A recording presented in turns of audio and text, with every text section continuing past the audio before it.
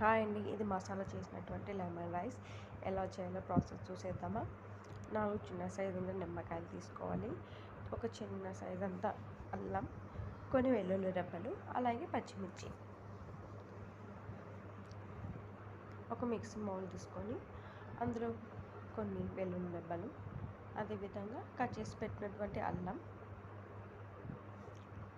Cut చేసి పెట్టినటువంటి పచ్చిమిర్చి వేసుకొని ఇందులోనే కొద్దిగా కొబ్బరి పొడి వేసుకొని ఎటువంటి వాటర్ యాడ్ చేయకుండా మెత్తగా పేస్ట్గా చేసుకోవాలి.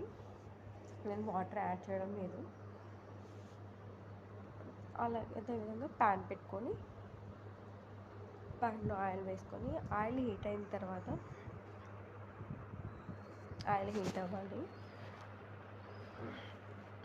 ఆయిల్ హీట్ అయిన తర్వాత కొన్ని తిరువాత గింజలు, కొన్ని కరివేపాకు, కొన్ని వట్టిమిరపకాయలు, అదేవిధంగా వేరుశనగ పప్పులు మంచిగా వేగిన తర్వాత మనం మిక్సీ పట్టుకున్నటువంటి ఆ పేస్ట్ని వేసుకొని అందులో కొద్దిగా సాల్ట్ వేసుకొని మంచిగా ఉడకబెట్టుకోవాలి.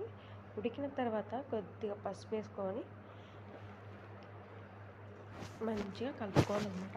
ఇది కూడా వేరైపోయిన తర్వాత మనం 4 నిమ్మకాయలు తీసుకున్నటువంటి రసంని అందులో వేసుకొని మంచిగా ఉడకబెట్టేసుకొని పైన కొద్దిగా కొత్తిమీర వేసుకొని గార్లిష్ చేసుకుంటే చాలా చాలా బాగుంటుంది. ఇందులో కొత్తిమీర టేస్ట్ అనేది ఇంకా మంచి బాగుంటుంది అన్నమాట. తర్వాత నేను రైస్ ఆల్రెడీ వండి పెట్టుకున్నాను. ఆ రైస్ కూడా చల్లారబెట్టుకొని అందులో ఒక్కొక్క స్పూన్ వేసుకుంటూ మంచిగా కలుపుకోవాలి.